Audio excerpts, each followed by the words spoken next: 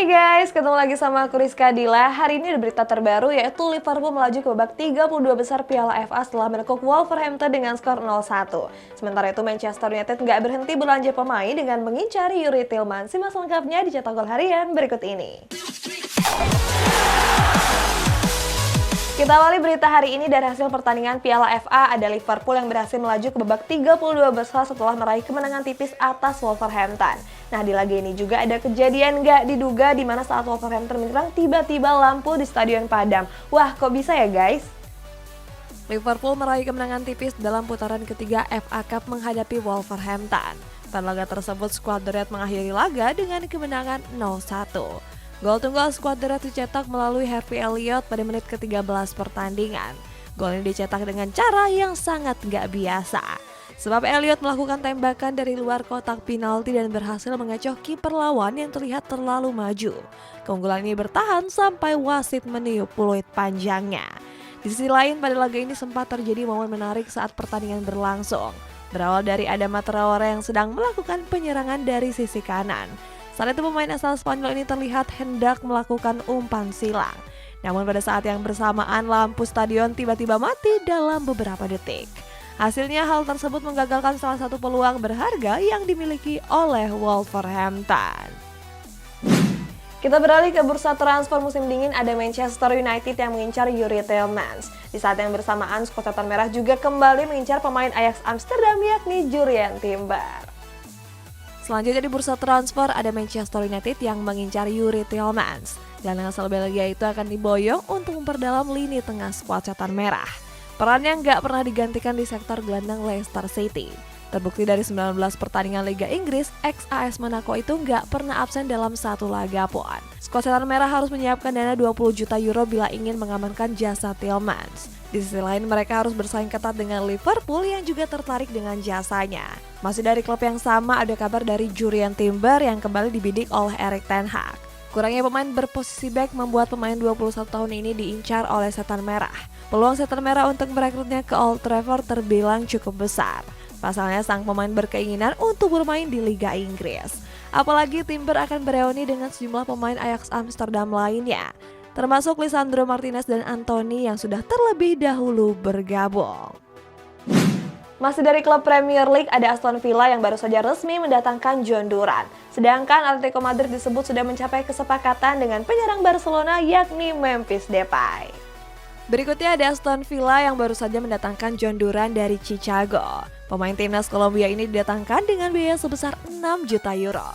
Penampilannya yang cukup gacor di Major League Soccer berhasil membuat skuad The Villas kepincut. Duran berhasil menorehkan 8 gol dari 27 laganya di Liga Amerika Serikat.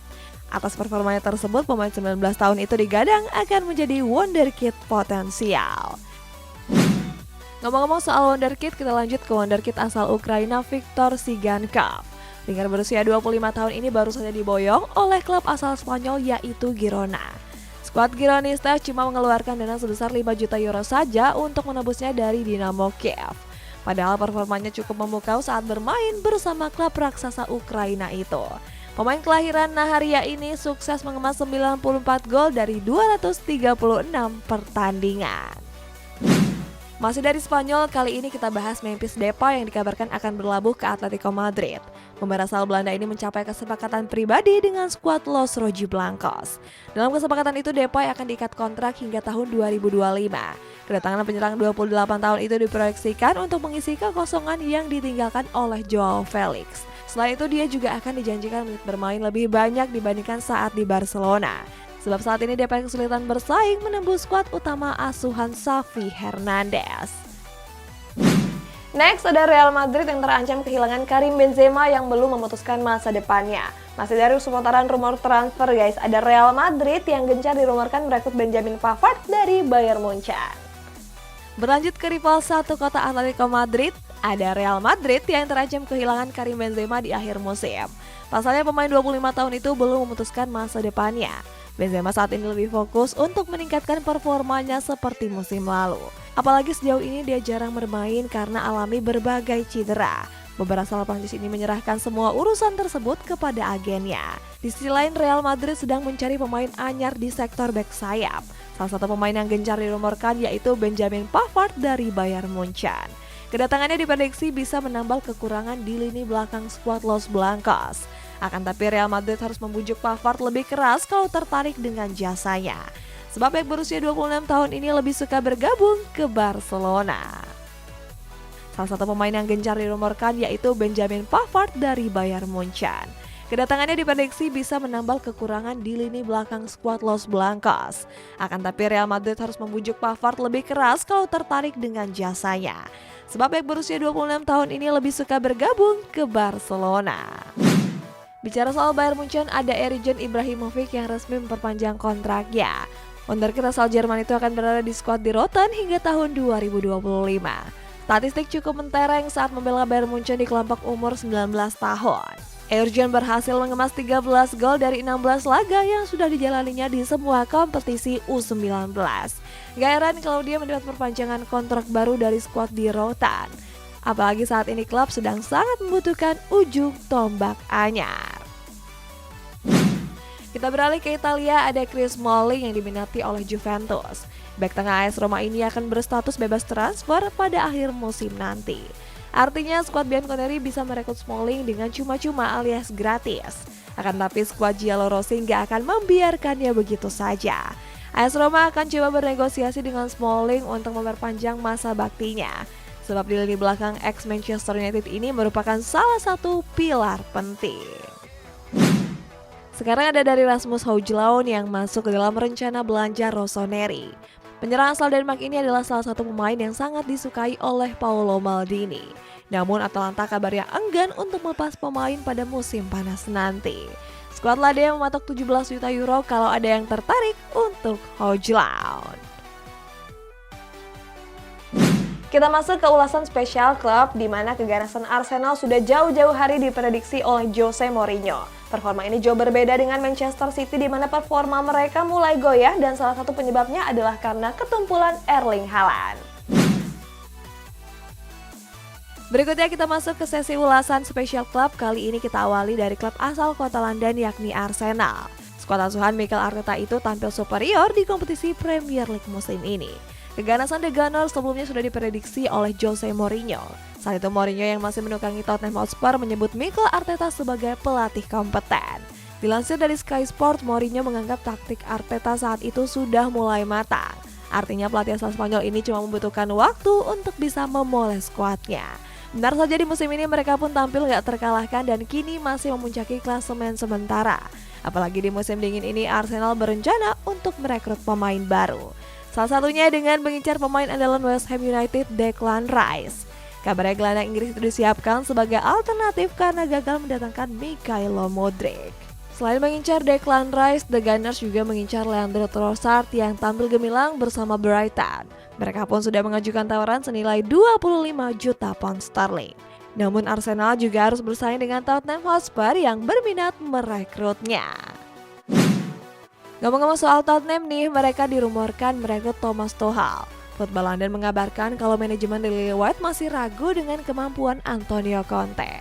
Apalagi kontrak Conte bersama Tottenham berakhir di bulan Juni mendatang. Di sisi lain, manajemen The Lily White pun masih belum ada tanda-tanda untuk memperpanjang kontraknya. Sebab dalam beberapa laga terakhir, Tottenham selalu menuai hasil negatif. Terbaru mereka dikalahkan oleh Arsenal dengan skor 0-2 dalam laga derby London beberapa hari lalu. Kekalahan ini pun membuat Dejan Kulusevski meminta Tottenham untuk bisa move on. Apalagi mereka akan berhadapan dengan Manchester City yang merupakan lawan tangguh. Akan tapi performa skuad Citizens dalam beberapa laga terakhir juga sedang tampil angin-anginan. Anak asuh Pep Guardiola itu baru saja dikalahkan oleh rival sekota Manchester United 2-1. Pada laga itu juga momen mematikan mereka Erling Haaland gak terlihat batang hidungnya. Dalam artian statistik menunjukkan kalau penyerang Norwegia ini tampil cukup buruk. Bahkan Haaland tercatat cuma bisa menyentuh bola sebanyak 19 kali saja. Performa Haaland dalam 3 laga terakhir memang sedang alami penurunan. Pep Guardiola pun sampai dibuat pusing karena Haaland tampil gak seperti biasanya. Sesi konferensi pers kita awali dari Erik ten Hag yang berbicara mengenai kondisi Anthony Martial. Dia berharap kalau pemain andalannya itu bisa terhindar dari cedera. Ten Hag bilang kalau dalam 1 minggu ini Martial nggak mengikuti sesi latihan. Itu artinya di laga melawan Crystal Palace, penyerang ini diragukan untuk tampil. Dengan begitu, Wout Weghorst berpeluang untuk memainkan laga debut pertamanya di MU. Erik ten Hag pun diprediksi bakal memainkan Weghorst sebagai starter. Penyerang Belanda ini sebelumnya memang didatangkan sebagai pengganti dari Cristiano Ronaldo. Namun cederanya Martial juga menjadi salah satu alasan Ten Hag untuk mendatangkannya. Ten Hag pun langsung mengusung target kemenangan pada laga kontra Crystal Palace besok. Sebab kemenangan ini bakal bisa membuat posisi mereka merangsek ke peringkat 2 klasemen sementara. Seandainya menang, skuad The Red Devil bakal menyalip sang rival sekota Manchester City. Namun apabila kalah bakal membuat mereka kesulitan untuk menempel ketat Arsenal. Selanjutnya ada konferensi pers menjelang laga Supercoppa Italia antara AC Milan yang akan berhadapan dengan Inter Milan. Stefano Pioli meminta anak asuhnya untuk fokus pada laga nanti. Sebab pada 3 laga terakhir, skuad Rossoneri mendapat hasil yang kurang memuaskan. Maka dari itu pelatih asal Italia ini bilang kalau dia akan berjuang dengan sekuat tenaga untuk laga besok. Selain itu Pioli juga sudah menyiapkan strategi khusus untuk menghadapi skuad Nerazzurri. Menurutnya Simone Inzaghi selalu menurunkan taktik yang berbeda di setiap laga. Sedangkan di sisi lawan Inzaghi sangat optimis Inter Milan bisa meraih trofi. Apalagi anak asuhnya saat ini sedang dalam tren yang lumayan positif. Dengan kepercayaan diri yang tinggi, mantan pelatih Lazio itu yakin bisa mengatasi perlawanan AC Milan. Akan tapi dia juga meminta skuadnya untuk mewaspadai kekuatan lawan. Timnas Italia resmi merilis jersey home dan away di mana mereka menggandeng apparel Adidas. Di kabar penutup nih guys, masih soal berita timnas, ada Shin Tae-yong yang curhat ke salah satu media asal Korea Selatan di mana dirinya nggak ingin meninggalkan jabatannya sebagai pelatih timnas Indonesia. Tim nasional Italia resmi merilis jersey kandang dan tandang terbaru mereka. Dalam perilisannya, skuad Gli Azzurri menggandeng apparel baru yaitu Adidas. Untuk jersey home, Italia masih menggunakan warna kebanggaan mereka yakni biru. Hanya saja warna biru tersebut dibalut dengan motif strip 3 khas Adidas yang berada di bagian kedua pundak. Lanjut ke jersey away, mereka memilih putih sebagai warna dasarnya. Skuad Gli Azzurri menggunakan motif abstrak yang dibalut dengan lengan berwarna biru navy. Lanjut ke tim nasional Indonesia di mana sang pelatih Shin Tae-yong curhat ke salah satu media Korea Selatan. Dalam curhatannya tersebut, Shin Tae-yong masih nggak ingin cabut sebagai pelatih. Dilansir dari bola.net, Shin Tae-yong merasa terkesan dengan para supporter Garuda. Hal ini membuat pelatih Korea Selatan itu jatuh cinta dan merasa cukup merinding. Di sisi lain, dia juga mendapat kepercayaan penuh dari para penggemar dan federasi. Dia pun sangat menyesalkan karena gagal membawa timnas Indonesia memenangkan Piala AFF. Shin Tae-yong meminta maaf kepada seluruh pendukung dan warga Indonesia. Menurut pelatih 52 tahun itu, para pemain sudah menunjukkan perjuangan yang sangat luar biasa. Guys, kita masuk ke baca komentar ini dari Dena Cuy Ardiansyah. Semangat terus cetak gol harian, terima kasih banyak atas informasinya tentang seputar sepak bola. Wah, thank you ya guys, buat kamu juga semangat untuk menjalani hari-harinya. Nah, buat kamu yang komennya mau bacain juga kayak abang tadi, bisa komen di bawah ya guys. Sampai jumpa!